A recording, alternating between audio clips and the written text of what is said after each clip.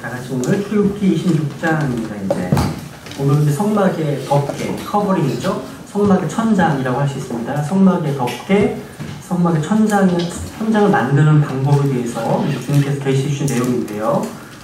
출애굽기 26장 1절부터 6절까지를 읽어보겠습니다. 출애굽기 26장 1절부터 6절까지입니다.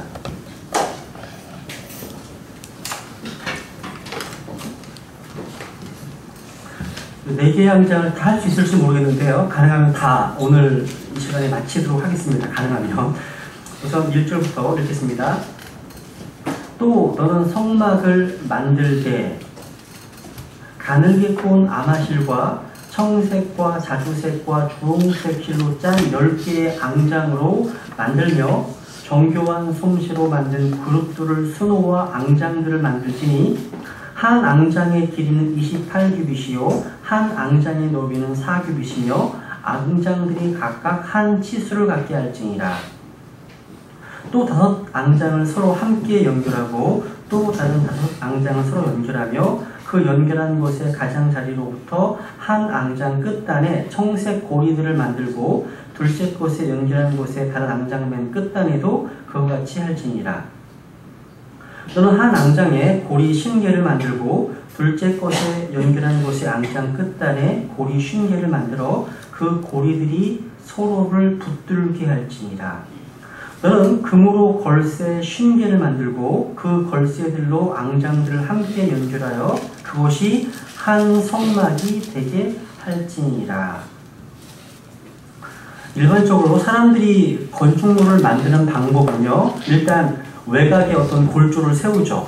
그죠? 골조를 세운 다음에 거기에 뭔가로 벽을 만듭니다. 그리고 천정을 만듭니다. 그리고 나서 안에 들어갈 기구들을 집어넣습니다. 그런데 하나님의 방법은요, 정반대입니다. 먼저 안에서부터 시작을 해서 밖으로 나아가십니다. 그러니까 25장에서 언약궤 보여주는 상 금 등잔대를 공부하셨죠. 그죠?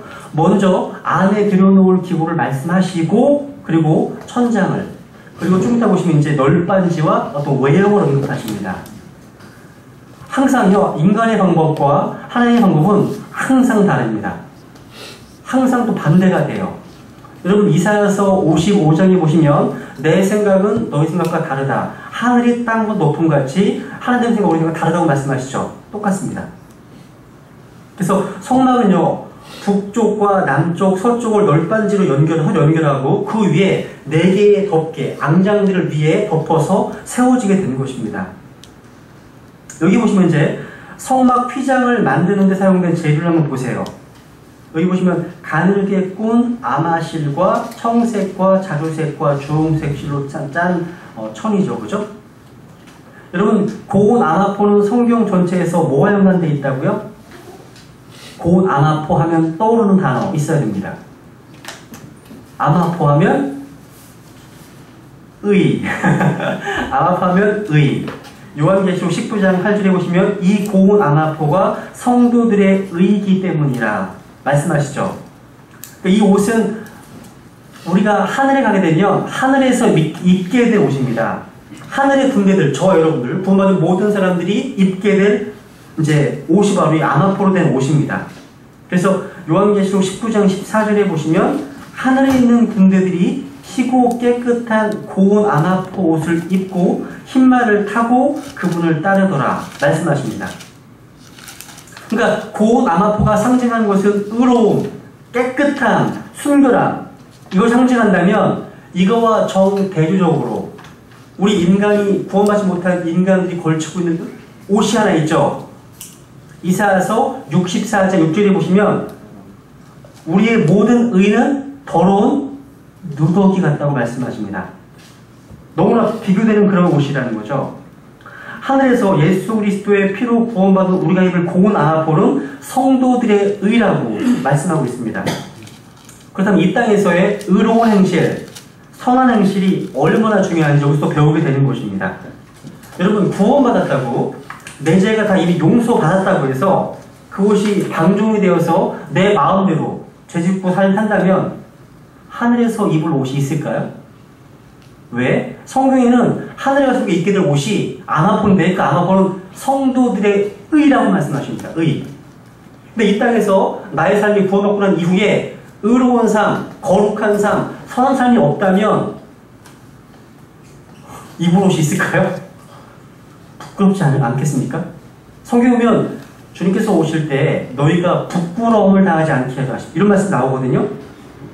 우리가 벌거벗은 채 수치 가운데 드러나지 않으려면 선한 행위 열심을 내고 선한 행위들을 지속해야 한다고 말씀하시는 거예요. 두 구절을 볼까요? 한번 디도서 2장에 보세요. 한번. 그러니까 선한 행위들은 구원을 위한 것이 아니라요, 구원을 받았기 때문에 하는 거죠. 그렇죠? 순서가.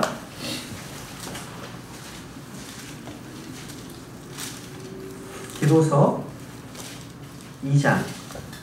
이번에 나온 책자 그 구원의 조건이라는 책에 보면요, 뒤에 부록으로 구원과 선한 행위들의 관계가 도표로 잘 그려져 있거든요. 읽어보시면 좀 클리어하게 정리할 수 있을 겁니다. 디도서 2장에 보시면 14절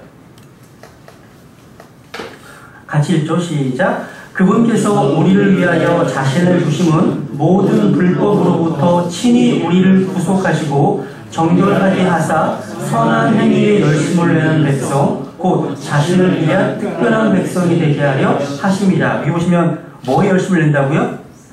선한 행위, good works, 좋은 행위들, 선한 행위들, 착한 행위들. 그죠? 3장에 보세요. 아래 3장 5절 같이 읽죠. 시작. 그분께서 우리를 구원하시되 우리가 행한 의로운 행위로 하지 아니하시고 오직 자신의 긍휼에 따라 다시 태어나는 씻음과 성령님의 새롭게 하심으로 하셨고 하시면서 이제 8절에 보세요. 1조 시작. 이것은 신실한 말이로다. 원하건대 너는 확고하게 이것들을 당원하라. 그 목적은 하나님을 믿은 자들이 조심하여 선한 행위들을 지속하게 하려 함이니 이것들은 선하며 사람들에게 유익하니라. 그러니까 구원을 받기 위한 것이 아니라 구원을 받았기 때문에 선한 행위 열심을 내는 것이고 선한 행위를 지속하는 것입니다. 그래서 피터 러크만 목사님이 쓰신 치유비 강의서에 보니까 이 땅에서의 선한 행실은 하늘에서 입게 된 옷을 지금 바느질하고 있는 것입니다. 이렇게 써놨더라고요. 이 땅에서의 선한 행실은 하늘에서 입게 될 옷을 지금 바느질하고 있는 것이라고요. 맞습니다. 이 네 가지 실, 다시 출애굽기 26장에 보시면 이 네 가지 실에 대해서는요, 성막 총론 시간에 이미 간단히 살펴봤습니다. 그죠? 아마실은요, 레위기 16장에 보세요. 레위기 16장. 레위기 16장. 오늘 아마 성경을 많이 찾을 것 같습니다. 레위기 16장에 보시면 이 아마가요, 대제사장들이 입는 속옷이고 반바지였고 허리띠였고 광에 사용된 것들이었습니다. 16장 4절에 보면 또 그런 거룩한 아마 속옷을 입고 살 위에 아마 반바지를 입으며 아마 허리띠를 띠고 아마 관을 쓸지니 이것들은 거룩한 의복들이니라. 그러므로 그는 물로 자기 살을 씻고 그것들을 입을 것이며. 이 말씀 옆에다가요, 출애굽기 28장 39절로 43절을 적어놓으세요. 훨씬 더 상세하게 언급되어 있습니다. 출애굽기 28장 39절로 43절까지. 이것은요, 우리가 예수 그리스도의 의로 옷 입어양을 말해주는데요. 여러분 기억나십니까? 갈라디아서 3장 21절에 보시면 너희 중에서 그리스도 안으로 침례를 받은 자는 다 그리스도로 옷 입었느니라 말씀하시죠. 이 옷 입지 않고 만약에 섬기면 죽습니다. 죽습니다. 그 말씀은 이제 출애굽기 18장에 기록되어 있습니다. 여기 앙장에 사용된 색깔을 보세요. 한번. 청색과 자주색과 주홍색. 간단히 말씀드렸었죠. 총론 시간에. 한번 이 청색은 하늘의 실체를 나타내는 색깔입니다. 그죠? 출애굽기 24장 보겠습니다. 출애굽기 24장.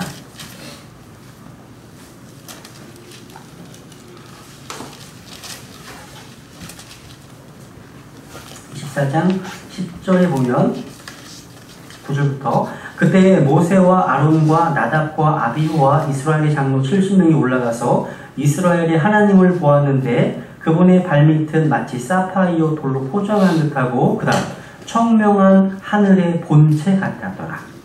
야. 그러니까 흰색 바탕에 청색 실로 수놓아진 앙자는요, 하늘로부터 이 땅에 오신 주님을 상징하는 색깔입니다. 그래서 고린도전서 15장 47절에 보시면 둘째 사람은 하늘로부터 나신 주신이다, 이렇게 말씀하십니다. 둘째 사람은 하늘로부터 나신 주시라고 말씀하십니다. 이것을 만약에 그 하늘의 왕자 주위에 있는 네 그룹과 연관지어서 설명한다면 어떤 짐승이 될까요? 네 짐승이 있습니다. 첫 번째 독수리, 또 사자, 소, 그 다음에 사람이 있죠. 네 가지 그룹 가운데 하늘 색깔과 연관된 짐승은 뭘까요? 당연히 독수리죠, 그죠? 날아다니는데 독수리죠, 그죠? 독수리 연관됩니다. 두 번째 자주색은요, 자주색은 왕권, 왕, 고귀함을 상징하는 색깔입니다. 이것은 유대인의 왕으로 오신 그리스도, 마태복음을 가리킵니다. 네 짐승 가운데 뭘까요? 사자죠, 사자입니다. 로마 병사들이요, 예수님을 채찍질하고 가시 왕관을 쓰게 한 다음에 어떤 옷을 입혀서 조롱했을까요? 그렇죠, 다주색 옷이었습니다. 왜? 다주색 옷은 왕 입는 옷이었거든요. 확인해 볼게요. 요한복음 19장을 보세요, 한번. 요한복음 19장.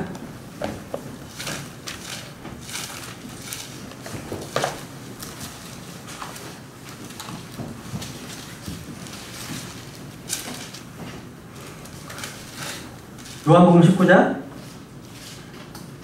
1절. 그때 빌라도가 이런 까닭에 예수님을 데려다가 채찍질하더라.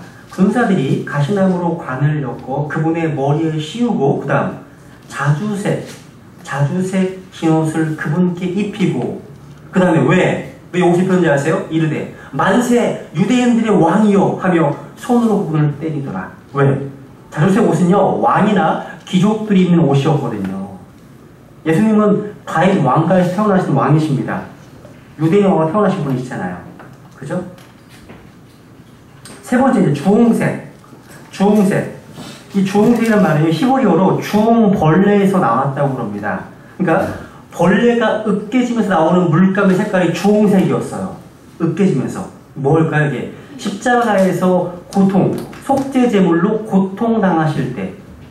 이런 말씀 하셨죠? 시편 22편 6절에 보시면 그러나 나는 벌레요. 사람이 아니오니 사람들의 비방거리요 백성의 멸시거리이니이다. 주홍색 바로 말씀하신 것처럼 예수 그리스도의 고난을 상징하는 색입니다. 또 피를 상징하기도 하죠. 그리고요, 일반적으로 아주 어린 아이들한테 전도할 때 그 색깔로 된 어떤 색종이를 가지고 전도하는 경우 혹시 아시나요? 뭐 검정색 갖고 와서 빨간색을 덮고 막 이런 게 있거든요. 일반적으로 죄를 가리키는 색깔을 검정색으로 표현하잖아요. 근데 성경에서 죄를 가리킬 때 이 색깔은 어떤 색일까요? 네? 네? 붉은색이요? 주홍색. 지금 하는 게 주홍색인데, 주홍색이죠. 왜냐면 이사야서 1장에 보시면 너희 죄가 주홍 같을지라도 눈과 같이 씌어질 걸 말씀하시거든요. 여러분 생각해보세요. 주홍색을 빨간색 유리창을 통과해서 보면 하얗게 보이는 거 아세요, 혹시? 어떤 그 꼬마가요, 로마 그 병정들 같은데, 병정들이 행진하는 어떤 행렬을 봤습니다. 근데 아빠, 저기 흰색 입은 그 군사들 보세요, 그러는 거예요. 근데 아빠가 봤을 때는 빨간색이었거든요. 그런데 왜 흰색으로 얘기할까요? 그 아이는 지금 빨간색 유리창을 통해서 보고 있었거든요. 그 군사들을요. 그게 뭐예요? 주홍색 같은 죄가 예수님의 피를 통해서 보게 되면 하얘지는 거예요. 그래서 죄를 성경에서는 주홍색으로 표현하고 있습니다. 물론 검은색으로 표현해도 뭐 그렇게 크게 지장은 안 되겠죠. 그래서 우리 주님은 자신의 피로 우리를 구속하셨죠. 우리를 대신해서 죄가 되셨고 저주가 되셨습니다. 주님 십자가를 지기 전에 이미 밤새도록 채찍이 맞으셨습니다. 그 등이 패일 정도로 온몸이 피로 덮여졌고요. 그리고 그 전에는 올리브산에서 기도하실 때 이 피가 흘렸잖아요. 그죠? 근데 여기 주님은 이제 앙장을 만들어서 거기에 술을 놓게 하셨는데요. 어떤 모양이 새겨졌다고요? 그룹들의 모양이 새겨졌습니다. 그룹들. 제사장들이 성소를 들어갔는데 지성소를 가로막는 휘장과 천장에 있는 앙장에 모두 다 뭐가 보여요? 그룹들이 보여요. 앙장 앞에 휘장도 그림이 보이고요. 화려하게 위에도 그림이 보입니다. 와. 근데 여러분, 주님은 어디 사이에 거하신다고요? 그룹들 사이에 거하십니다. 그렇다면 그들은 거기가 바로 하나님께서 거하시는 처소이구나 즉각적으로 알게 됩니다. 성경을 읽다 보면 주의 날개라는 표현을 자주 보게 됩니다. 주님 날개가 있는 거예요? 아니에요. 그룹들 가운데 거하시는 주님을 표현한 말입니다. 시편만 찾아볼까요? 시편 17편. 시편 17편.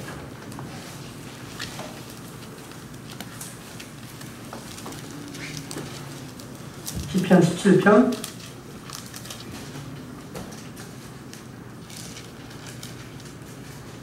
8절. 시편 17편 8절 같이 읽을까요? 시작. 나를 눈동자같이 지키시고 주의 날개 그늘 밑에 숨기사. 야, 다윗의 이 기도는요, 주님이 거하시는 그룹들 사이 아래 자신을 숨겨달라고 했던 말씀입니다. 또 시편 36편 7절을 보세요. 시편 36편 7절.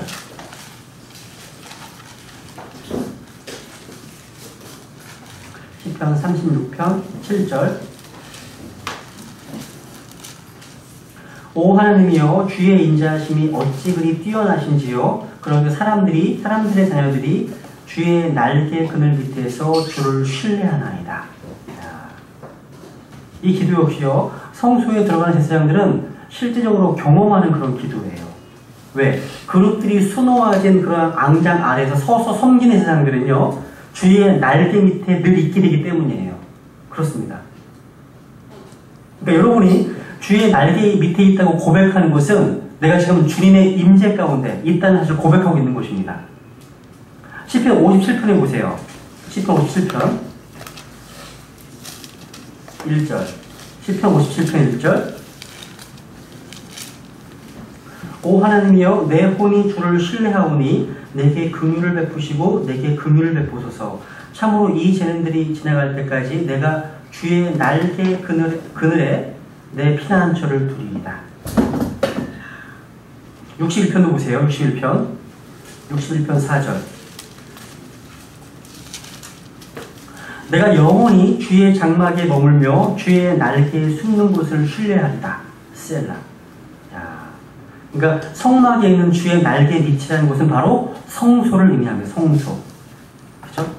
주님은 앙장에 그룹들을 새기게 하심으로 인해서요, 자신이 그곳에 거하심을 증거하신 거예요. 두 구절만 더 보겠습니다. 출애굽기 19장 보세요. 우리가 주의 날개 아래 거할 때가 가장 안전한 곳입니다. 출애굽기 19장.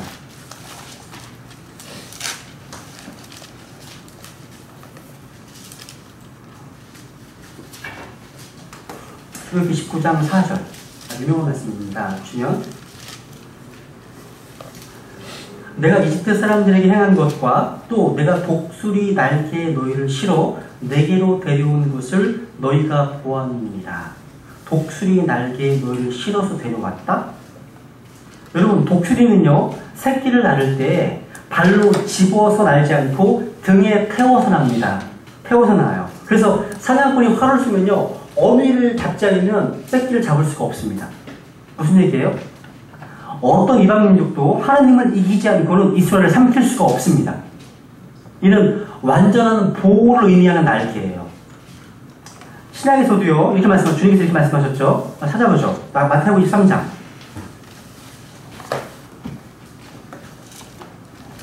마태복음 23장 37절.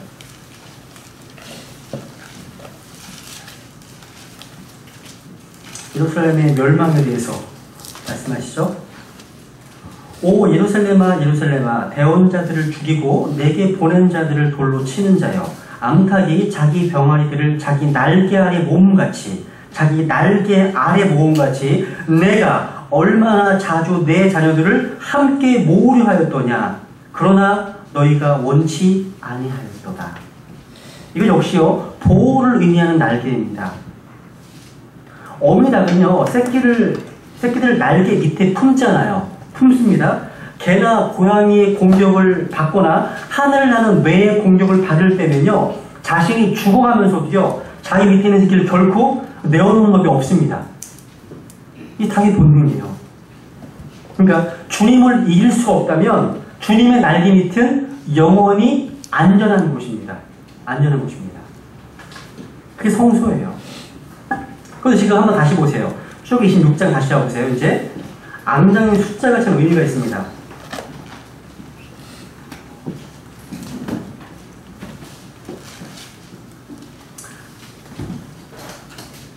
2절,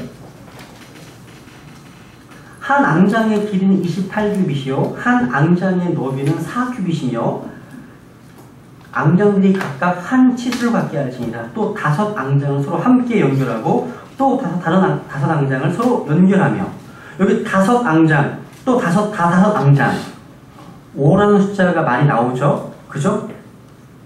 5가 어떤 숫자라고요? 그죠, 죽음의 숫자라고 말씀 배웠죠. 죽음. 또 길이가요 7규빗 그리고 4규빗입니다. 7규빗, 4규빗. 7은 무슨 숫자입니까? 하나님이 일하시는 하나님의 숫자, 완전수죠. 그죠? 4는요, 4는 이 땅에서 세상 전체를, 동서남북 세상 전체를 포함하는 말입니다. 그죠?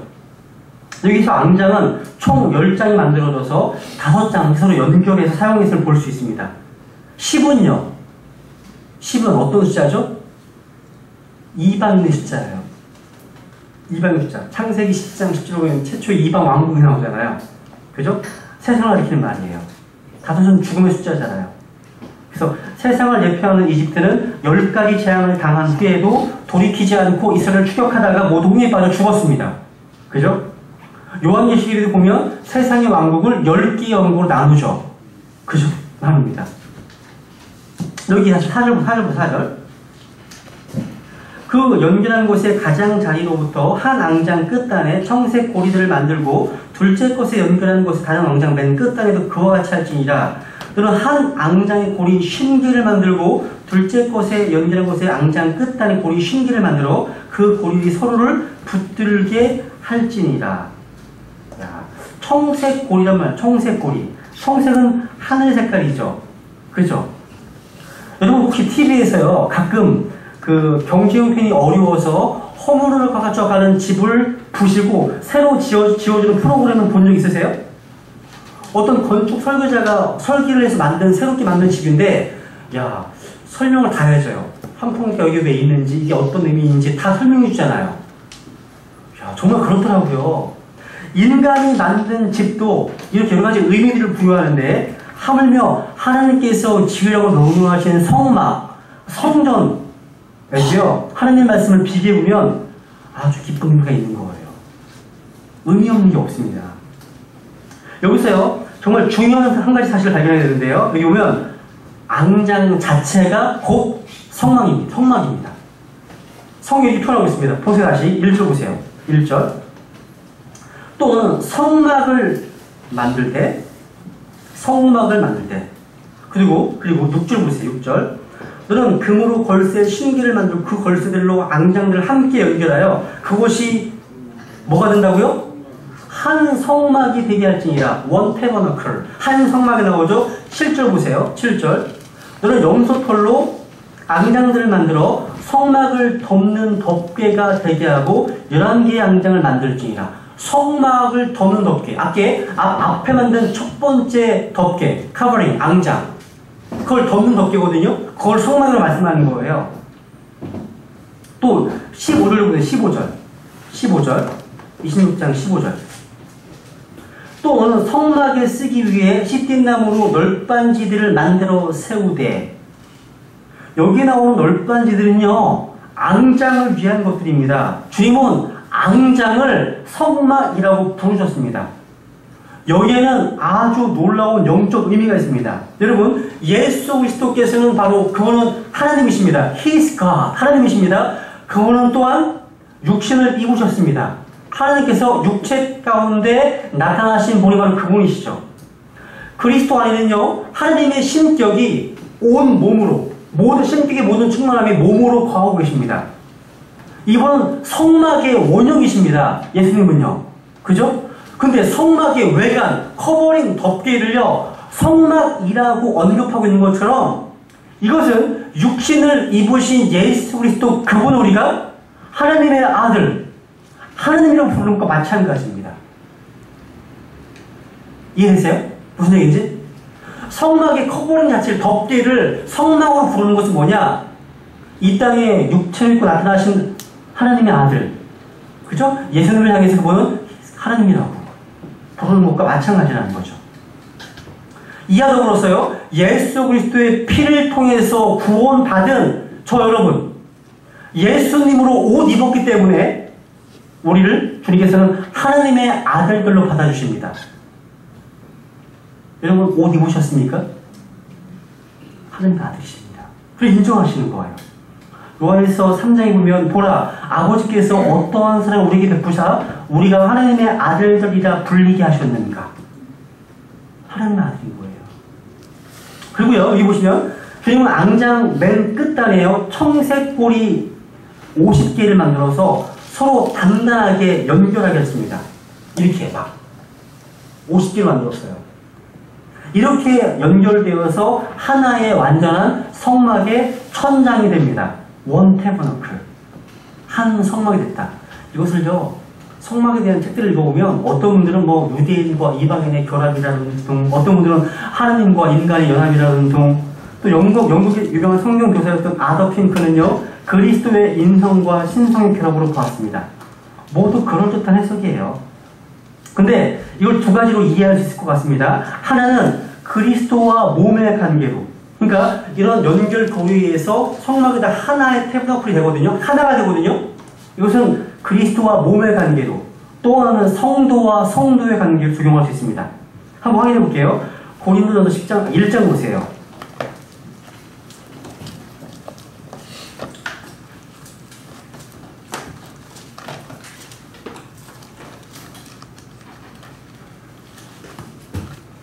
고린도전서 1장 10절.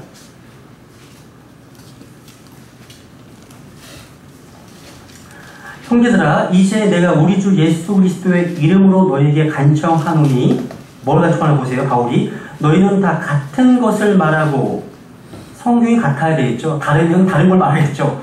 너희가 다 같은 것을 말하고 너희 가운데 분쟁이 없이 같은 생각과 같은 판단 안에서 완전히 함께 결합하라. 내 형제들아, 글로의 집안에 속한 자들을 통해 너희에 관한 일, 곧 너희 가운데 다툼이 있음을 내가 밝히 알게 되었노라.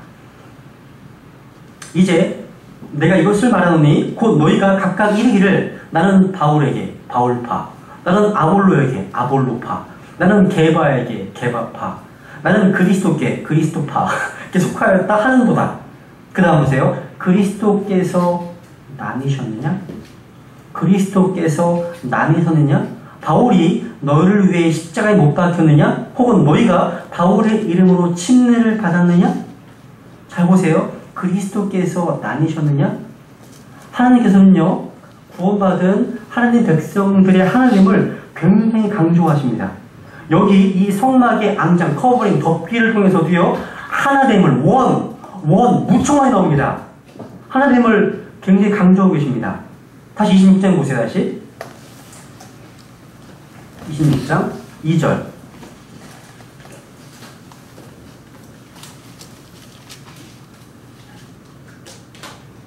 여기 보시면 한 앙장의 길이는 28규빗이요 한 앙장의 너비는 4규빗이며 앙장들이 각각 one measure, 한 치수를 갖게 할지니라. 한 치수. 8절도 한 치수. 두 번 언급하고 있죠 벌써? 6절 11절에 보시면 한 성막에 되게 하고, 두 번째 앙장도 하나가 되기 위해서 고리로 연결하고 말씀하십니다. 그러니까 하나님의 거처인 성막에서 하나로 연결을 강조하고 있다는 것은요, 지금 이 시대에 하나님의 거처인 이 교회, 그리스도의 몸 된 교회에서도 충분히 영적으로 적용할 수 있습니다. 그죠?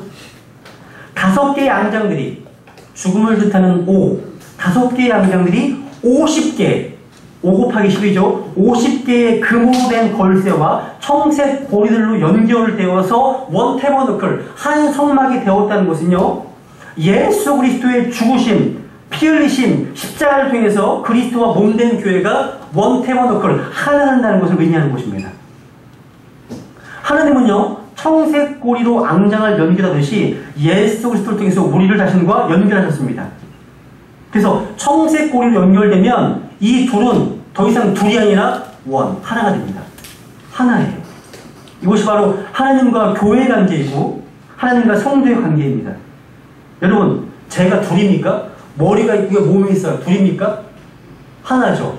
머리와 몸을 둘이라고 말하는 사람은 없습니다. 그죠? 척추를 통해서 온 몸에요, 신경이 손끝, 발끝까지 골고루 전달되는 것처럼요, 주님과 우리의 관계는요, 독립된 개체의 관계가 아니라 생명의 유기적인 연합으로 하나 된 관계입니다.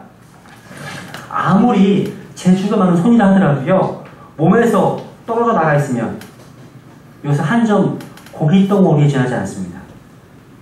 아무리 많은 열매를 내는 가지라 할지라도요, 그 나무에서 붙어 있지 않으면 아무 소용이 없습니다.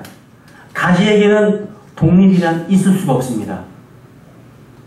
어떤 분들은 독립 침례교육이라니까 인디펜던트란 말을 그리스도로부터 독립을 생각하면 큰일 나는 겁니다. 이게 그 이단이야. 그리스도와의 관계에서는 디펜던 베프티스트 처치면 어떻게 번역을 해야 되지? 하여튼 예속 침례교회? 이 정도? 예속 이게 돼야 됩니다. 그리스도와의 관계에서는요. 근데 국가로부터 다른 외부 어떤 기관으로부터는 인디펜던트가 맞는 거죠. 그죠? 그렇게 구분하셔야 돼요. 그죠? 몸의 지체가 분리될 수 없는 것처럼요, 우리도 그리스도와 분리될 수 없습니다. 한번 확인해 볼까요? 에베소서 4장을 보겠습니다. 에베소서 4장.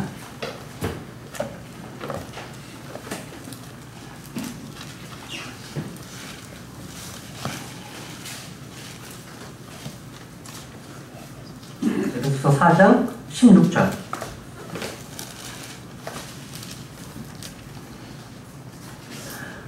그분으로부터 온 몸이, 그분이 바로 머리이신 그리스도시죠. 그분으로부터 온 몸이 각 부분의 분량 안에서의 효력 있는 일에 따라 모든 마디가 공급하는 것에 의해, 교회는 마디 역할을 하는 분들도 계시죠. 그죠? 꼭 맞게 함께 결합되고 들어차서 몸을 자라게 하여 사랑 안에서 스스로를 세우느니라. 머리와 몸의 관계. 여러분 스스로에게는 어떤 지혜도, 어떤 힘도, 경건도, 거룩함을 만들 수가 없습니다. 우리가 바로 그리스도의 몸이라는 사실을 알고 믿음으로 안식하면 머리신 예수님께서 저희에게 주십니다. 공급해 주시는 거예요. 그걸 믿고 누리는 거예요. 그러니까 주님과 결합되어 있다면 이 모든 것은 다 전달됩니다. 우리에게. 그래서 우리는 공급된 힘으로 자라가는 거예요. 우리 안에 있는 게 아니에요. 거룩함? 경건? 우리 안에 있는 게 절대 아닙니다. 공급받는 거예요. 누리는 거예요. 그리고 나서 전달하는 거예요. 순서가 그래요. 골로새서 2장도 볼까요? 한번?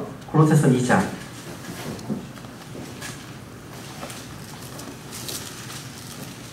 19절. 2장 19절.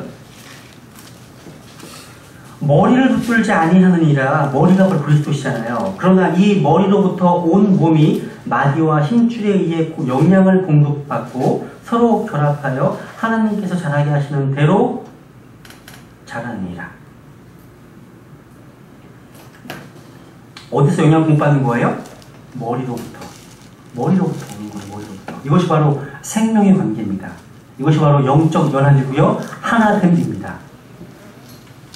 여기서 한 가지 오해하기 쉬운 게 하나 있는데요, 주님은 공급자시고 모든 것을 잘하게 하신다고 해서 우리 성도들은 완전히 소동적으로 손 놓고 다 가만히 있기만 하면 된다고 생각하는 그런 교리가 있어요. 특히 지방교회를 비롯해서 위트니스 리 또는 워치반 리라는 사람의 책에서 영향을 받은 분들 가운데서 피동성에 빠져서 아무것도 하지 않고 이런 글을만 되뇌이는 것을 봅니다. 여러분, 예수님을 통해서 생명과 힘의 공급을 받은 자들은요, 가장 적극적으로 활동하는 자들입니다. 가만히 놀고 먹는 사람들이 아니에요. 우리는 스스로 아무것도 할 수 없습니다. 하지만 우리 안에서 일하시는 그리스도의 활동을 따라서 힘써 수고해야 한다고 성경은 말씀하고 있어요. 순서가. 그래서 1장 29절 보세요. 골로새서 1장 29절에 보시면 이 일을 위해 나도 내 속에서 강력하게 일하시는 그분의 활동, 이게 먼저입니다. 그 활동에 따라 싸움을 수고하는 거. 이것이 없이 싸우면 100점 100패예요. 먼저 그리스도께서 내 속에서 강력히 일하십니다. 그 활동에 따라서 싸우고 수고하는 겁니다. 그래서 우리는 손과 발을 다 어디서 힘이 공급됩니까? 머리에서 다 공급되는 거, 힘이 공급되는 거예요. 공급 안 되면 아무것도 못해요. 아무것도 못하는 거예요. 그래서 푸른 고리가 앙장을 서로 연결하듯이 십자가가 예수님이 우리를 주님과 연결을 시켰습니다. 이것이 바로 하나님과 우리의 관계라는 것입니다. 그리고 여기 26절 6절에 보시면요. 너는 금으로 걸쇠 50개를 만들고 그 걸쇠들로 앙장들을 함께 연결하여 그것이 한 성막이 되게 할지니라. 그리고 푸른 고리를 이을 걸쇠를 50개 만들어서 연결하면 한 성막이 됩니다. 한 성막이 돼요. 여러분, 고리와 걸쇠는요, 왜 존재하죠? 연결 위에 다른 의미가 없어요. 연결을 위한 거예요. 고리와 걸쇠는요. 마찬가지로 그리스도의 십자가, 예수님의 보혈, 이것은 연결, 연합, 하나됨으로 요약할 수가 있습니다. 그래서 1장 20절을 보세요. 20절. 골로새 1장 20절 보면 그분의 십자가의 피를 통해 화평을 이루사 그분으로 말미암아 모든 것들이, 즉 내가 말하노니 그분으로 말미암아 땅에 있는 것들이나 하늘에 있는 것들이 자신과 화해하게 하셨느니라. 주님은요 스스로 푸른 걸쇠가, 고리가 되셨고요, 걸쇠가 되셨습니다. 십자가는요 둘을 하나로 만든 능력이 있습니다. 바로 예수님의 피는 바로 화해의 피입니다. 화해의 피. 그래서 에베소서 2장에 보세요. 2장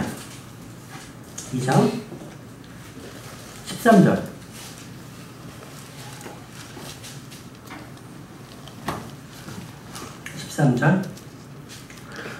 한때 멀리 떨어져 있던 너희가 이제는 그리스도 예수님 안에서 그리스도의 피로 가까워졌느니라. 그분은 우리의 화평이시니라. 그분께서 둘을 하나로 만드사 우리 사이의 중간 분리벽을 허무시고. 야, 예수 그리스도의 피는요 원수된 자도 친구와도 가깝게 만듭니다. 여기는 신분의 구분도 외모에 따른 차별도 없습니다. 만약 교회에서 이런 것들로 인해서 차별하고 분리가 일어난다면 그 교회는 그리스도의 십자가와 피가 없는 탓입니다. 없는 탓입니다. 예수님 안에서는요, 인종, 성별, 나이, 학력, 재력, 권력, 주인과 종, 또 어떤 차별도 있을 수가 없습니다. 없습니다. 여러분, 제자들을 향해서 우리 주님께서 간절히 기도한 기도 제목이 뭔지 아십니까? 그렇죠. 바로 하나님이었습니다. 제자들은요, 몇 명밖에 안 됐어요? 12명밖에 안 됐어요. 안 됐는데, 다들 자아가 강하고, 개성이 강하고, 그런 사람들이었습니다. 그 심한 경쟁 관계였어. 12명도요, 서로 경쟁하는 관계였습니다. 서로를 견제하는 사이였습니다. 그래서 제자들이 하나 되는 것이 바로 주님의 간절한 기도 제목이었습니다. 확인해 볼게요. 요한복음 17장을 보겠습니다. 부분을 보죠. 17장. 교회가요, 하나가 되면 그 자체만으로도 세상은 예수 그리스도를 증거하는 가장 강력한 힘을 발휘합니다. 하나가 되면. 요한복음 17장 11절. 이제 나는 세상에 더 있지 아니하오나 이들은 세상에 있사오고 나는 아버지께로 가오나니 거룩하신 아버지여, 아버지께서 내게 주신 자들을 아버지의 이름으로 지키사 우리와 같이 그들도 뭐가? 하나가 되게 하옵소서. 22절 보세요. 22절. 아버지께서 내게 주신 영광을 내가 그들에게 주었사오니 이것은 우리가 하나인 것 같이 그들도 하나가 되게 하려 함이니이다. 주님은요, 제자들이 하나님을 통해서 세상이 자신을 믿게 해달라고 기도하셨습니다. 주님은 제자들에게 어떤 사명을 맡기시기에 앞서, 뭔가 미션을 주기에 앞서서 하나 되는 것이 더 중요했습니다. 먼저. 이건 시급한 일이었다는 거죠. 그래서 하나님 없이는요, 사역의 어떠한 열매도 기대할 수가 없습니다. 먼저 하나님이 필요해요.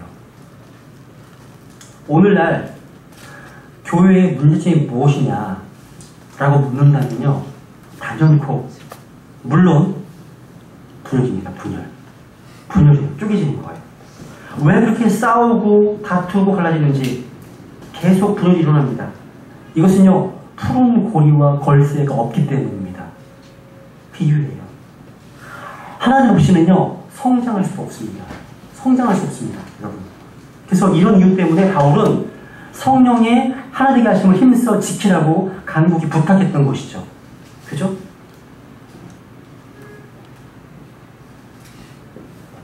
그래서 하나 되는 것. 그래서 함께 기도하고요, 함께 모임을 갖고요, 함께 교제하고요, 함께 복음을 증거하고요. 여러분, 서로 관계가 안 좋은 지체가 있으시면요, 함께 복음전으로 가보세요. 친해져요. 이상해요. 하나님의 일을 함께 하다 보면 좀 서먹서먹하고 어색한데도 같이 복음전을 들고 나가잖아요? 그러면 친해져요. 하나님 일을 하면서. 그런 경우 많이 느끼거든요. 여러분, 혼자 기도하시는 분도 많으시잖아요. 저도 혼자 기도해요. 아침에 교회 오면 젊은 사람들이 유리창을 바라보면서 햇볕을 받으면서 기도합니다. 기도부터 해요. 혼자 또 찬양할 수 있습니다. 그죠? 그런데 혼자 하게 되면 연결이 안 돼요. 연결되지 않습니다. 성도와 성도는요, 서로 결합되어야 하고 연결되어야 합니다. 그래서 우리는 모임에 참석하는 거고요, 함께 예배를 드리는 것입니다. 함께요. 그래서 혼자 기도하는 것과 함께 기도하는 것은요, 너부러진 천조각하고요, 만들어진 옷과의 차이가 같습니다. 천조각은요, 실로 박으면서 연결돼야 완전한 옷이 되잖아요. 마찬가지예요. 우리 각자는요, 함께 모여서 기도하고, 함께 모여서 찬양하고, 교제하고 예배를 드릴 때 영적 유기체의 모습이 밖으로 드러날 수 있는 거예요. 함께 모일 때. 그래서 바울은 권면하잖아요. 빌립보서 2장 20절에 보면 너희는 같은 생각을 품고 같은 사랑을 가지며 한 마음과 한 생각에 대해 내 기쁨을 성취하라. 여러분, 초대교회 성도들은 몇 명이 기도했습니까? 함께? 그렇죠. 120명이 됐잖아. 120명이 기도했죠. 근데 원래 예수 그리스도의 부활을 목격한 성도는 몇 명이었죠? 500명이었어요. 380명은 어디 갔어요? 어디 갔습니까? 주님은 예루살렘을 떠나지 말고 성령 약속을 기다리고 말씀 명령하셨잖아요. 그 축복을 누구지 못하게 됐다는 거죠. 여러분이 혹시 한 주간 교회에 빠지게 됩니다. 빠지게 되면 영적 손실이 무척 큰 거 아세요? 무슨 얘기냐면 도마 아세요? 도마? 이 도마 말고 예수님의 제가 도마 있잖아요. 도마가 예수님이 함께 오셨을 때요, 혼자 안 보였어. 아마도 상상해보면 예수님이 십자가에 죽으셨기 때문에 자기 인생을 걸고 쫓아다녔는데 주님 죽으셨어. 막 절망하고 다절하는 가운데 집에 있었던 것 같아. 방코. 근데 그 주의 첫날 주님이 오셨어요. 야, 너에게 평강이 있을지어다. 나중에 도마를 만나서 이랬어. 도마한테. 예수님 봤다고. 안 믿습니다. 내가 손가락을 넣어봐야 믿겠다고 막 그러잖아요. 그죠? 그리고 뭐라고 말씀하십니까? 직접 이제 주님을 목격하잖아요. 그러면서 보지 않고 믿는 자가 없다고 책망하시잖아요, 주님께서. 그러니까 그 자리에 있었다면 도마는 주님의 임재를 체험하고 평안을 느끼고 말씀을 들었을 거예요. 근데 거기에 참여하지 않은 부분에 의해서 영적 손실이 무척 크게 됐다는 거죠. 마찬가지예요. 여러분, 각자의 영적인 어떤 삶을 위해서 함께 모이는 것, 함께 예배드리는 것, 함께 기도하는 게 필요하다는 거예요. 그 500명 가운데요, 120명은 한 3분의 1? 4분의 1도 안 되잖아요. 그죠? 근데 모인 120명은 성령을 체험했습니다. 체험했잖아요. 그때 모임에 참석하지 않은 사람들은 어디서 뭐 했는지 기록이 안 나와. 아예 기록이 없습니다. 그죠? 그리고요, 사도들이 감옥에 갇혔을 때에도요, 교회가 뭐 했습니까? 온 교회가 함께 모여서 기도했습니다. 여러분, 교회가 함께 모여 기도하면요, something happens. 뭔가가 일어나요. 뭔가가 일어나요. 사도행전 12장을 묵상해 보세요. 교회가 합심해서 기도하니까, 베드로가 감옥에 갇히는 상황에서 교회가 함께 기도하니까, 첫 번째, 천사가 동원되더라고요. 천사가 동원돼요. 또 어떤 일이 벌어집니까? 베드로를 묶고 있었던 옥새가 매여있던 것이 풀어집니다. 하나씩 묵상해보면 굉장히 의미가 있는 거예요. 또 문이 열려요. 옥문이 열립니다. 그거 직접 그 교회당으로 가니까 안 믿어. 기도를 열심히 하면서 기도응답을 안 믿어요. 그죠? 이게 우리의 모습이 아닐까요? 그죠? 어떤 분은 또 기도응답 받았습니다. 너무 기뻐하면서 기도응답 받았다고 놀랐다고 막 그러시더라고요. 그 기도응답 안 믿었다는 거 아니에요? 기대 안 하셨다는 거 아닐까요? 그죠? 그러니까 교회가 함께 기도하면 어떤 일이 일어나요. 그래서 함께 기도하는 게 정말 중요해요. 근데 교회가 함께 기도하는 날이 되면 많은 성도님이 안 보이더라고요. 어디 일찍 가셨나 봐요. 일찍 가신 것 같아요. 네. 그래서 성막의 커튼은요, 이렇게 4개의 안장으로 되어 있는데, 첫 번째 안장은 그룹을 소놓은 성소 안에 천장에 사용된 거고, 총 10장으로 되어 있습니다. 10장 붙인 거야. 붙인 겁니다. 그래서 성경에서는 성막이라고 불렀습니다. 그러면 한번 생각해 보세요. 청색, 자주색, 주홍색, 고운 아마실로 4가지 색깔로 정교하게 짠 이 성막 덮개, 이것은 다 예수 그리스도의 영광과 아름다움을 예표해 줍니다. 상상해 보세요. 한번 성막에 여러분이 들어가 있어요. 저와 여러분이 들어갔어요. 들어가는 순간 어떤 반응을 할까요? 와, 원더풀, 아름답다, 놀랍다. 눈에 보이는 게 청색, 자색, 자주색, 주홍색, 아마실, 금, 번쩍번쩍한 것밖에 안 보여. 안에 들어가면요. 근데 밖에서 보면요, 오소리 가죽밖에 안 보여요. 그러니까 뭐예요? 좀 단조롭고요, 시시하고요, 무정충해 보여요. 밖에서 보면. 이것은 세상 사람들이 예수 그리스도를 보는 관점이에요.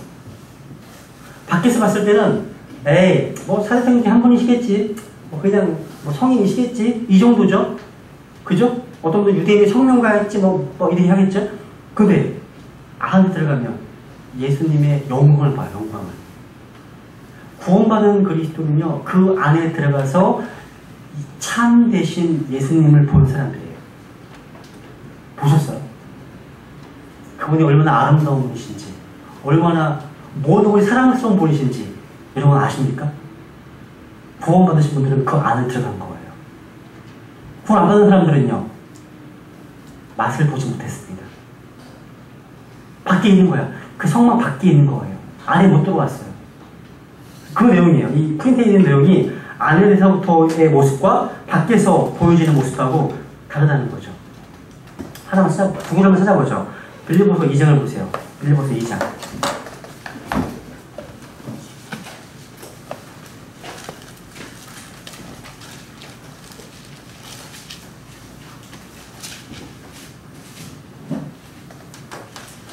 빌립보서 2장 5절 보면, 너희 안에 이 생각을 품을지니 그것은 그리스도 예수만에도 있던 생각이라.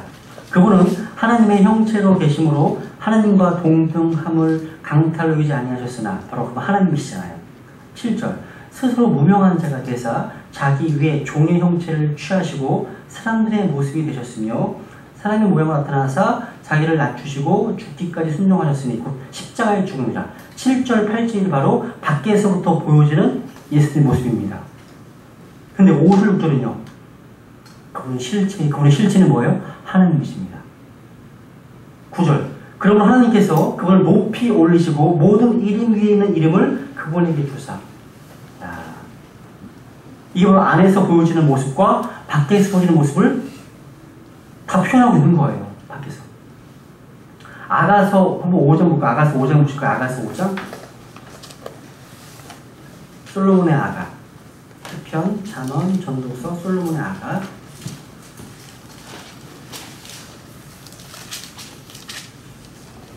5장.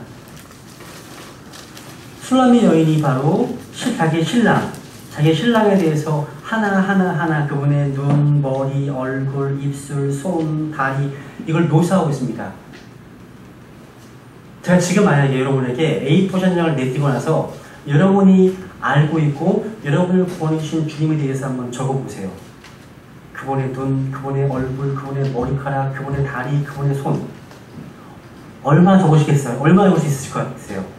슐라미는요 정말 3시간 적고 있어요. 그러면서 결론이 뭐예요? 16절. 그분의 입은 지극히 달콤하니 참으로 그분은 모든 것이 사랑스럽도다. 오 예루살렘의 딸들아, 이분이 나의 사랑하는 이시요 이분이 나의 친구시로다.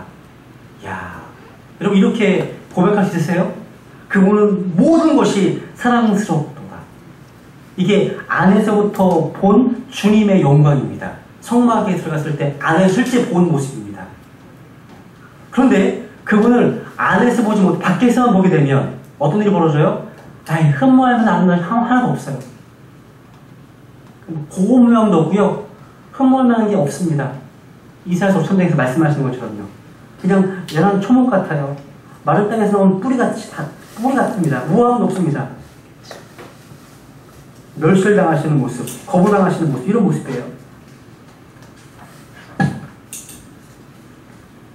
이게 두 번째 장장입니다. 이제 그냥 생각하고 지나가야겠네요. 지금 두 번째 장장. 다시 26장 보세요. 쭉 26장.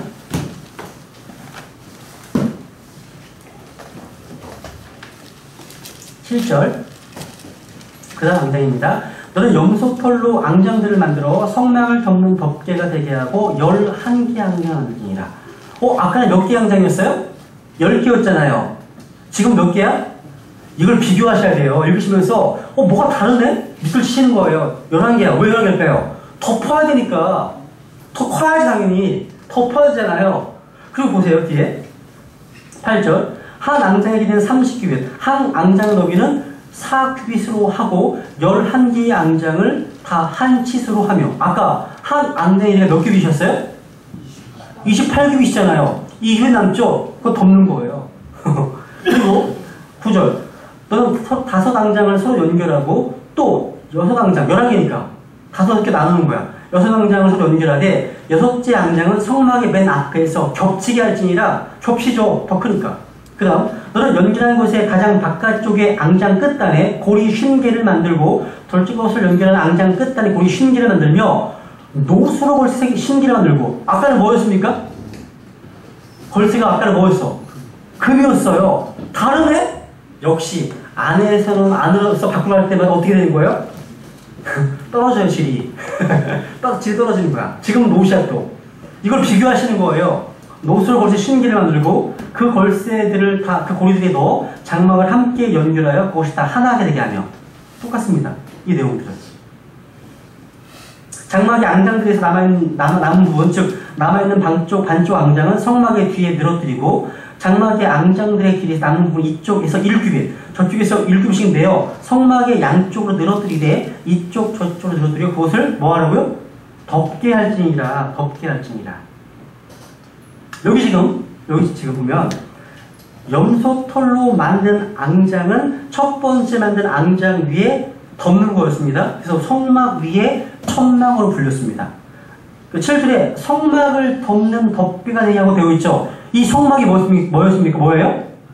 그렇죠. 첫 번째 앙장이 성막으로 불린 거야. 지금 이건요. 그걸 덮는 덮개야. 덮는 덮개예요. 근데 첫 번째 앙장은 4가지 색시를 사용해서 그룹을 수놓은 곳이었잖아요. 그 자체가 성막으로 불렸잖아요. 근데 두 번째 앙장은 그 위에 덮는 덮개용입니다. 그래서 성막의 지붕은 4개 사중 덮개로 되어 있습니다. 사중 덮개로. 7절부터 다시 보세요. 여기 보면 너는 염소털로 앙장들을 만들어 밑줄 주세요. 성막을 덮는 덮개가 되게 하고 covering upon the tabernacle. 성막을 덮는 덮개라고 말하고 있죠. 근데 여기 보면 염소털로 염소털로 앙장을 만든, 염소털이 뭐예요? 영어로 보세요. 염소털로. 7절. 그렇죠. 근데 그 앞 뭐예요? 염소털의 커튼이에요. 커튼. 커튼. 그죠? Curtains of goat hair. 여기 되어 있죠? 염소털로 만든 커튼인데 이거 뭐예요? 창문을 가리기 위한 것이 아니라 뭘로 위한 거예요? 지붕을 덮기 위한 것이었다는 거. 이거 커튼인데 여기는 커튼, 이게 밖에 창문 가리는 게 아니에요. 덮는 커튼이야. 잘 보셔야 돼요. 덮는 커튼입니다. 그러니까 두 번째 앙장은요, 덮개용 커튼으로 만드셨는데 이는 좀 어려우시겠지만 깔끔할게요. 하늘의 모양을 우리에게 계시해주는 말씀입니다. 하늘의 모양을요. 성막은 원형이 뭐예요? 성막은요, 우주가 원래 하늘이 원형이에요. 성막 총무 시간에 배우셨죠? 성막 자체의 원형은 히브리서 8장 9장을 연구해 보시면 저 하늘의 원형이 있습니다. 실제로요. 근데 성막을 덮는 커버링, 덮개를 표현할 때 커튼이라고 되어 있습니다. 커튼이라고 이제 확인해 볼게요. 자세히 안 할게요. 왜냐면 이게 너무 방대해요. 제가 예전에 그 피라미드, 우주의 피라미드라고 하는 내용 하나 좀 번역해 놓은 게 있는데요. 내용이 무척 방대하고 어려우세요. 근데 아주 짧게만 말씀을 드려볼게요. 여기 보시면 우선 하늘의 모습이 커튼과 연관되어 있습니다. 우선 시편 보세요. 시편 104편.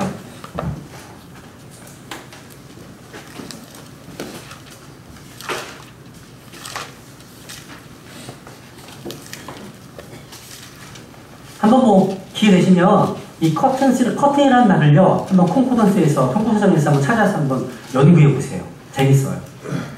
시편 104편 1절 보시면, 오 네호나 주를 찬송하라. 오 주 내 하나님이여, 주는 심히 위대하시며 존귀와 위엄으로 옷 입으셨나이다. 옷 입으셨습니다.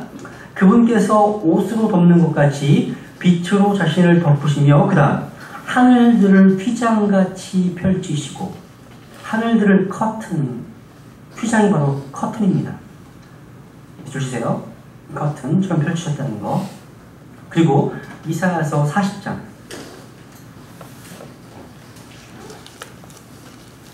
22절. 이사야서 40장 22절.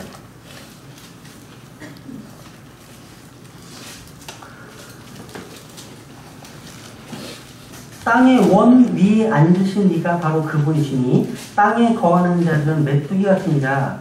그분께서 하늘들을 휘장같이 펼치시며 그것들을 거주할 장막같이 펴시고, 하늘들을 이상하게 성경에서는 묘사할 때 뭐처럼? 커튼, 휘장같이 이렇게 표현하고 있습니다.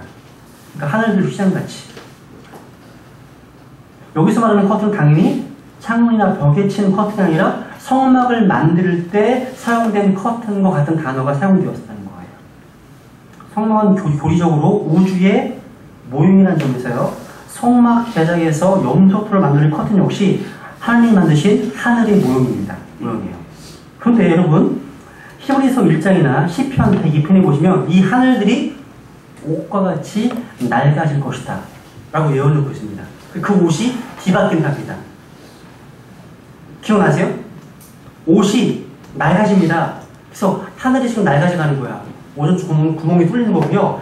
낡아져가고 있는 거예요. 근데 그 옷이 나중에 뒤바뀝니다. 뭘로? 새 하늘로요. 근데 여러분, 이 하늘이요, 사라지는 날이 와요. 하늘이 옷이거든요. 커튼이거든요. 커튼을 치면 하나님이 드러나십니다. 그러면 생각해 보세요. 확인해 볼게요. 우선 시편 102편, 시편 102편도 보죠. 시편 102편 볼게요.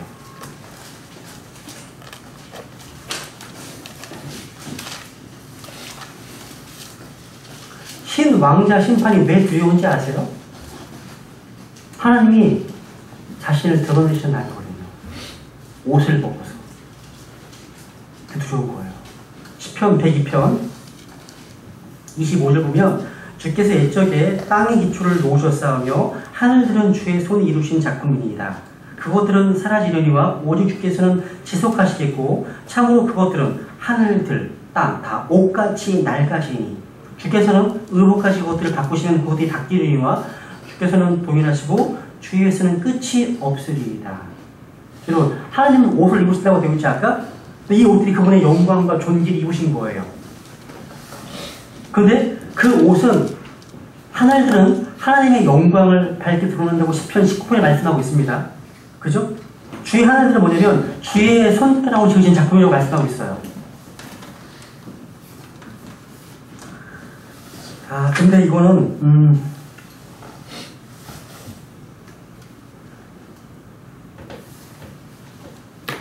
그럼 예수님께서 이 땅에 계셨을 때요, 문자적으로 그대로요, 옷을 입으셨는데 어떤 옷을 입으셨냐면, 혹시 폰초라고 하세요? 폰초? 위에는 구멍 뚫려고요, 통으로 짠, 이음새 없이 위에서 통째로 짠 것을 폰초라고 하거든요. 그걸 입으셨어요. 예수님께서 옷 벗김을 당하셨을 때 그 바깥에 입었던 옷이 폰초임을 계시해 주셨습니다. 요한복음 19장에 말씀하거든요. 이것이 우주의 구조와 되게 유사합니다. 유사해요. 또 예수님께서 죽으셨을 때 성전의 휘장이 어떻게 됐습니까? 찢어졌어요. 근데 지성소의 휘장이요, 성막의 커튼으로 분류되었습니다. 사무엘하 7장에서 말씀하고요, 커튼 안에, 휘장 안에. 또 역대상 17장에 보시면 주의 언약궤는 휘장 밑에 머문다 되어 있습니다. 언더 커튼 이렇게 되어 있거든요.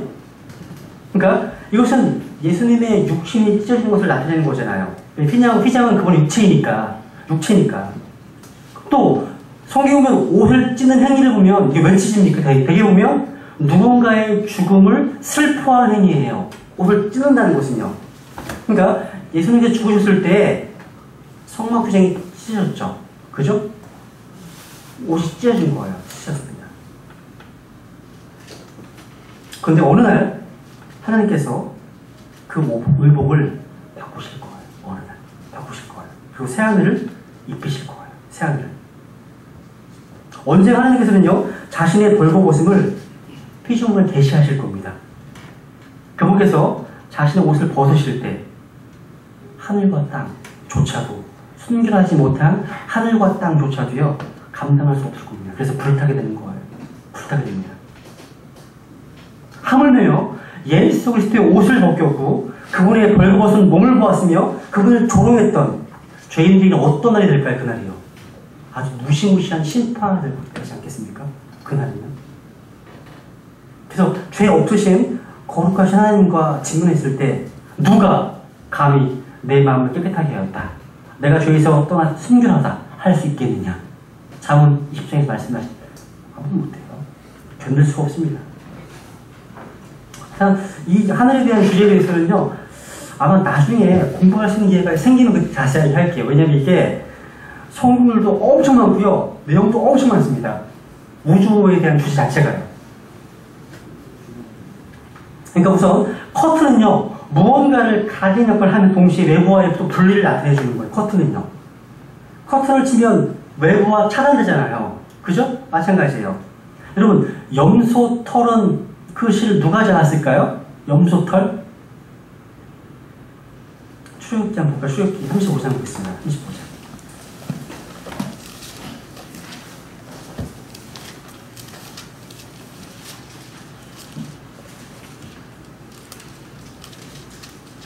출애굽기 35장 26절 보세요.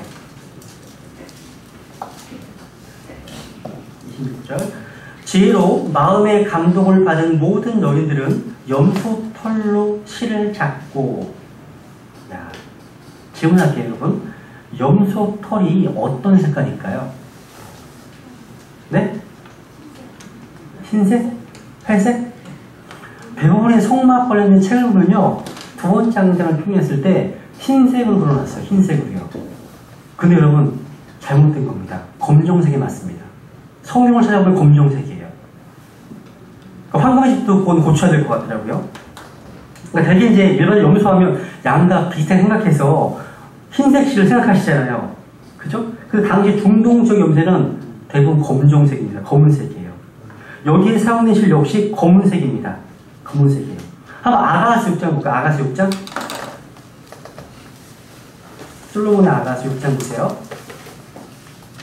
거기 지금 프린트에 나눠드렸던 앙장 색깔은요, 그냥 참고로 보여드리는 것이, 실제는 그건 아닙니다. 써놓으세요. 검은색이었음. 써놓으세요. 괜히 또, 두 번째. 그렇죠. 예. 그렇죠. 네. 솔로몬의 아가서 6장 5절 보세요. 5절.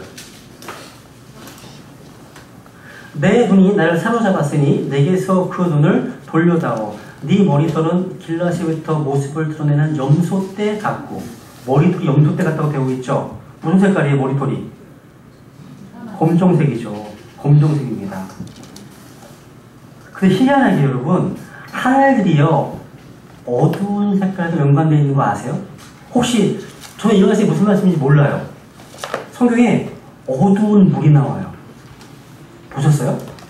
저는 그냥 책 한번 읽고 넘어갔어요. 모르겠어요. 사무엘 한번 딱 볼까요? 사무엘 22장 보세요. 사무엘 22장. 하늘을 얘기하시면서 어둠이 같이 나와요. 어둠이.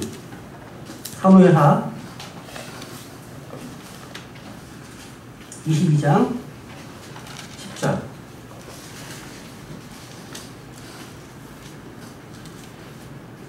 10절.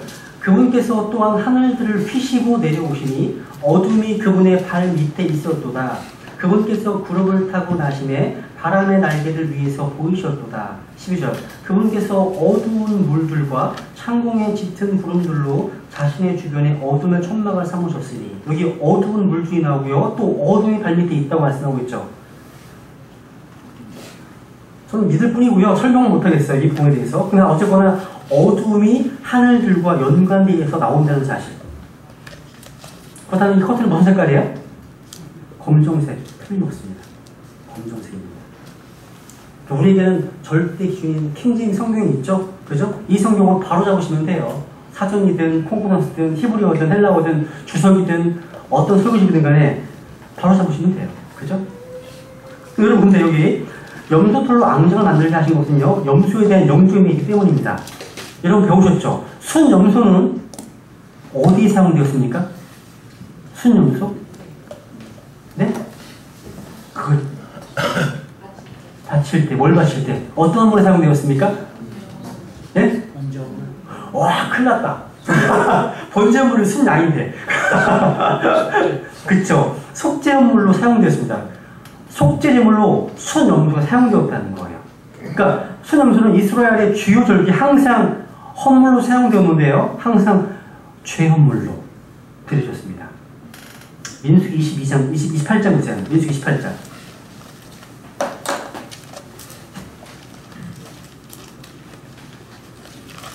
사실 까먹으시다 정상이죠, 그죠? 한지가 벌써 한 달이 됐는데, 한 달이 됐는데, 아까 보시면, 민수기 28장, 22절. 민수기 28장 22절. 또 너희를 속죄하기 위해 순염소 한 마리를 죄 헌물로 드리되. 야, 그러니까 무교절에는요, 어린양과 더불어서 속죄를 위해서 순염소가 드려졌습니다. 죄 헌물로. 나팔주에도 마찬가지예요. 29장 보세요. 5절. 나팔주에도요, 또 너희를 속죄하기 위해 염소 새끼 한 마리를 죄 헌물로 드리되. 나팔주에도요, 또 가장 중요한 명절이라고 할 수 있는 대속죄일에도요, 순염소가 레위기 16장에 드려졌습니다. 장막절에도 순염소가 드려졌습니다. 속죄염소가. 그러니까 국가적 중요 명절에는 전부 다 어김없이 순염소가 드려졌습니다. 또 순염소는요, 알지 못하고 지은 죄에 대한 헌물로 쓰여졌습니다. 레위기 4장에 보면. 그러니까 구원받은 성도라면요, 어린 양에 대해서는 좀 쉽게 아시잖아요. 그죠? 예표에 대해서 금방 아시잖아요. 근데 순염소는 잘 모르시는 거 많아요. 이 순염소는요, 교리적으로 사악한 이방 왕국, 적 그리스도를 대표하는 동물이에요. 다니엘서 8장에 보면 순염소가 나오죠? 적 그리스도와 연관되어 있어요. 혹시 이런 거 아세요? 어떤 미국의 락앤롤 이런 가수들이요, 노래 부르다가 종종 막 그러잖아. 이거 아세요? 이 표현? 그죠? 많이 하잖아요, 이거요. 막 죽어버리잖아요. 이게 순염소의 뿔을 내기라는 거예요. 별로 좋은 표현은 아니에요. 근데 성경에서 순염소는 다니엘서 8장에 보면 적그리스도와 연관되어 쓰인다는 사실이에요. 그래서 콩코넌스의 조세에 보면요, 성경 염소는 항상 좋은 의미가 아니에요. 늘 죄와 연관되어 있어요. 기억나세요, 여러분? 리브가가 야곱과 합작해서요, 아버지 이삭을 속인 장면에 등장하는 털이 무슨 털이에요? 염소털이에요. 야곱이 염소털로 아버지를 속였지만 후에 인과 음모가 벌어지죠. 자기 아들들이 요셉을 이집트에 팔아넘기고 난 다음에 뭘 가지고 속입니까? 염소 가지고 와서 속입니다. 그러니까 염소는 좋은 의미가 아니에요. 항상 죄악과 연루되어 있다는 거예요. 여러분, 다윗의 아내 미갈이요, 아버지 사울을 속일 때에도 뭘로 속였습니까? 염소 털을 사용했습니다. 사무엘상 19장에 보면.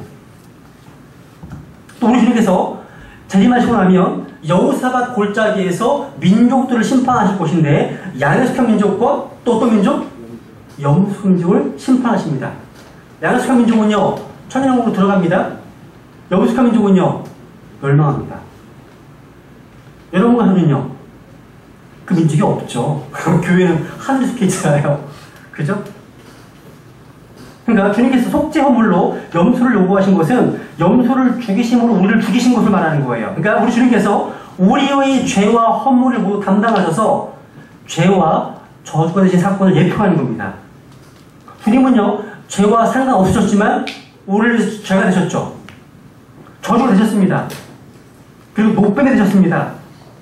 주님은 마치 염소처럼 우리를 위해서 속죄 허물로 사실 주신 겁니다. 그 내용이 이사야서 53장에 잘 기록되어 있죠. 놀라운 일이죠. 여기 염소로 만든 두 번째 장장은요, 11개로 되어 있잖아요. 5 플러스 6. 5는 무슨 숫자야? 죽음의 숫자. 6은요? 인간의 숫자예요. 이거 완벽한 일체예요. 우연이 아니에요. 염소털을 누가 지었다고? 누가 자아냈다고요? 마음이 감동받은 여인들이 시를 자았던 것처럼요, 우리 주님은 여자에게서 나셔서 어머니의 모태에서부터 죄와 불법 가운데 형성된 우리들을 위해서 자신의 몸을 주셨어요. 속량하신 거예요. 주셨습니다. 주님께서요, 순염소의 가죽이 아니라 순염소의 뭘로? 털로 만든 것도 한번 주목해 보세요. 첫 번째 ang장은요, 고운 암화포와 사색 실로 만든 것이고, 두 번째 것은 염소 털로 만들었고요, 세 번째는요, 순양의 가죽입니다. 네 번째는요, 오소리 가죽을 만들었습니다. 털은 세상으로부터의 보호를 상징하잖아요. 왜? 털은 몸의 체온을 유지해주고요, 외부로부터의 공격할 때 상처를 막아줍니다. 털이요. 몸을 더러움으로부터 지켜준다는 거예요. 동시에 털은요, 분리를 나타내게 됩니다. 털 분리. 털을 깎아버리면요, 털에 묻었던 모든 더러움이 다 제거되잖아요. 그래서 아마도 불교의 스님들이 머리를 깎아서 세상의 단죄를 선언하는 것입니다. 이교도의 종교 가운데 머리를 깎아서 세상과의 단죄를 드러내는 일은 허다하죠. 많잖아요. 털이 그런 의미로 쓰인다는 거예요. 6은 인간의 숫자잖아요. 그죠? 우리 주님께서는 5번째 갈릴보에 창이 찔렸다는 말을 누가 해요. 왜냐면 구약성경에 5번째 갈릴보에 칼을 찌르니 죽으니라, 이런 말이 무척 많이 나오거든요. 5는 죽음의 숫자입니다. 6은요, 인간의 숫자잖아요. 그래서 인간은 6일 동안 일하는 거예요. 6자나 지음받았고요. 짐승의 수는 6이죠. 666이죠. 그리고 적그리스도를 예표하는 느부갓네살이 세운 금상을 보면, 다니엘 3장에 보면 그 금 형상의 높이가 69규빗이고요, 너비는 6규빗이고요, 사용된 악기의 숫자는 6가지였어요. 아, 의미심장하죠? 그죠? 그리고 솔로몬은요, 예수님을 예표하는 인물이기도 하고, 반대로 적그리스도를 예표하는 인물이기도 해요. 다 가능해요. 근데 여러분, 솔로몬이요, 사람들이 보는 세금의 양을 언급하는 무기를 보니까 열왕기상 10장 14절에 보면, 이제 한 해에 솔로몬에게 들어온 금의 무게는 666달란트였는데 쭉 있어요. 의미심장하죠? 그죠? 그리고 우리 주님께서요, 세상 죄인들을 위해서 십자가 못 박혀 고난을 당한 시각이 언제입니까? 6시입니다. 6시요. 요한복음 19장 17절 보면 6시입니다. 그러니까 이런 숫자의 배열이 우연이 아니라는 거예요. 성경에 나와 있는 숫자조차도 다 하나님의 영감으로 주어진 하나님의 말씀이라는 거죠. 숫자 자체요. 주님께서 숫자 곱하셨을 때요, 당한 순환이 몇 가지인지 아세요? 총? 찍어도 되잖아요. 지금 6을 얘기하고 있으니까 6가지겠죠. 6가지 당연히요. 첫 번째, 등에 채찍을 맞으셨습니다. 또 두 번째, 주먹과 손바닥으로 얼굴을 맞으셨습니다. 세 번째, 침 뱉음을 당하시고 갈대로 머리를 맞으셨습니다. 네 번째, 가시나무로 만든 왕관을 머리에 씌워졌습니다. 여섯째, 양손과 발에 못이 박혔죠. 손목이 아니라 손입니다. 이거 성경에 이제 설명을 드렸죠. 그리고 여섯 번째, 옆구리를 창으로 찔리셨습니다. 주님은 여기까지 수련을 당하셨다는 거예요. 주님이 십자가에 못 박히신 시간 역시 6시간이었고요. 주님은 3시에 십자가에 못 박히셨고요. 9시에 십자가에 숨을 거두셨습니다. 6시간 동안. 그리고요, 아까 첫 번째 앙장은 금으로 고리와 걸쇠를 만들었는데 반해서 두 번째 앙장은 뭘로 만들었다고요? 노스런 노. 금은 뭘 상징합니까? 그리스도의 왕권과 신성을 말하잖아요. 그죠?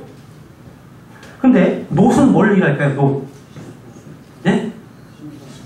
그렇죠. 심판, 진노입니다. 하나님의 심판과 무시무시한 진노를 얘기할 때 놋이 사용됩니다. 하나님께서 범죄한 이스라엘을 심판하실 때는요, 어김없이 항상 놋이 나와. 두 구절 볼게요. 신명기 28장. 아, 5분밖에 안 남았네요. 신명기 28장.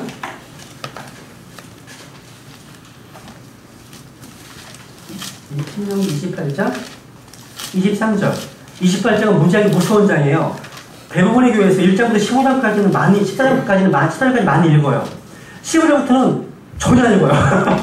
아주 무서운 저주가 기록되어 있거든요. 근데 28장 23절에 보시면, 또한 내 머리 위에 내 하늘은 뭐가 되고요? 놋이 되고 내 아래의 땅은 쇠가 되며, 하나님의 심판과 진노의 표현입니다. 그 다음 보세요. 신명기 29장. 신명기 33장을 보시죠. 그냥 33장.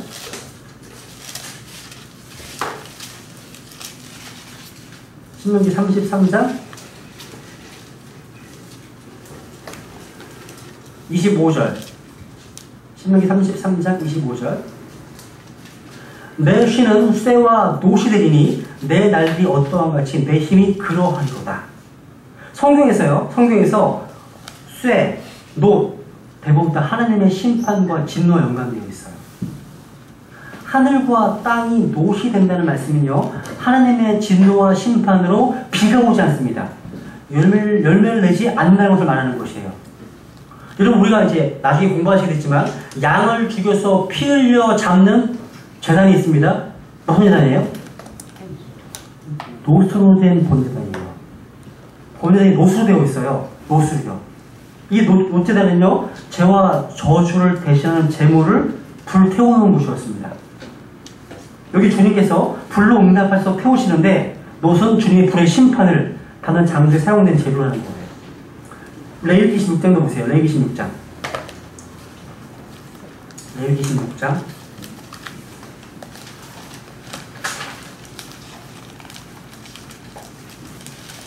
레위기 16장 19절. 19절.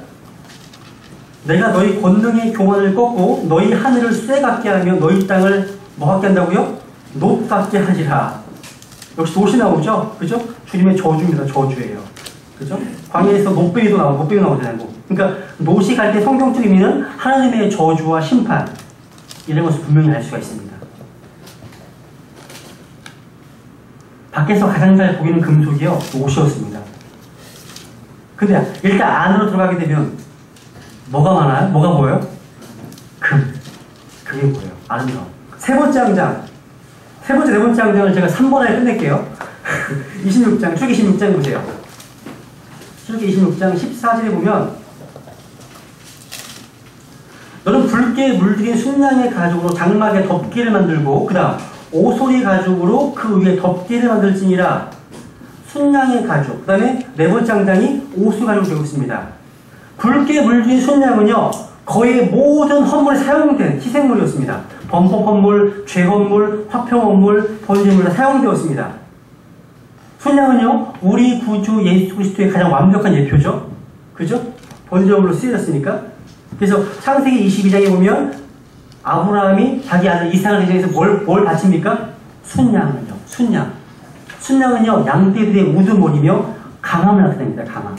그래서 순양에다가요, 시편 114편 4절, 시편 114편 4절, 6절 적어놓으세요.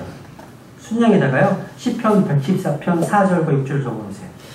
붉게 물들었다는 게 뭘까요? 피를 상징합니다. 피. 그러니까 세 번째 앙증의 의미는 바로 예수 그리스도의 죽으심과 흘린 피를 통한 구속을 상징하는 것을 볼 수 있습니다. 네 번째 앙장, 제일 바깥에 있는 덮개에 있는 덮개는 뭐예요? 오수리 가죽을 만든 오수리 가죽. 그러니까 밖에서 보면 바로 보이는 앙장이 오수리로 된 가죽이에요. 오수리 가죽. 그러니까 이것은 우리 주님은 꼼비난이 아니셨어요. 볼품이 없으셨어요. 뭐 저처럼 얼짱도 아니셨고요. 비웃으시지 않았어. 우리 주님은 흠모가 많은데 없으신 분이셨습니다. 그죠? 그러니까 밖에서 보면 바로 보이는 앙장이 바로 오수리 가죽이었다는 거예요.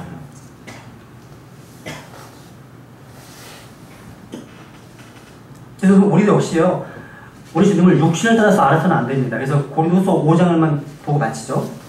고린도서 5장을 보세요. 우리 주님의 진짜 아름다움은 성령님의 조명하신 가운데 말씀을 통해서 볼 수 있어요. 그죠? 고린도후서 5장 16절 통으로 같이 읽고 마치죠. 시작. 그러므로 이제 조편은 우리가 아무리 육신을 따라 알지 아니하고 참으로 우리가 그리스도를 육신을 따라 알았으나 이제부터는 그분을 더 이상 그같이 알지 아니한다. 우리가 중요한 방법은 성령님의 조명하신 가운데 하나님의 말씀을 통해서 알 수 있습니다. 다른 방법은 없다는 거죠. 그렇죠? 네. 오늘 여기까지 하겠습니다. 앞으로 갈 길이 많아서요. 오늘 덮개 몇 분 내면 안 될 것 같아서 끝냈고요. 혹시 좀 더 자세히 공부하기 원하시는 분 계시면 저한테 오시면 제가 책들을 추천해 드릴게요. 되게 많거든요. 그거 보시면 돼요. 네, 여기까지 하겠습니다.